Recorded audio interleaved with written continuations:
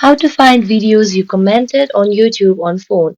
Hello everyone, welcome to this channel. I'm Emily and I'm here to help you out today. So without any delay, let's get started. So first of all, launch the Play Store application on your device and make sure you have an updated version of the application on your device. So let's search for YouTube. Now here, as you can see, there's no option of update, which means we have the latest version of YouTube application. So just tap and open and make sure you're logged into your account.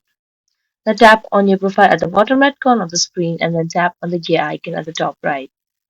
As you do that, scroll down and tap on the option of Manage All History.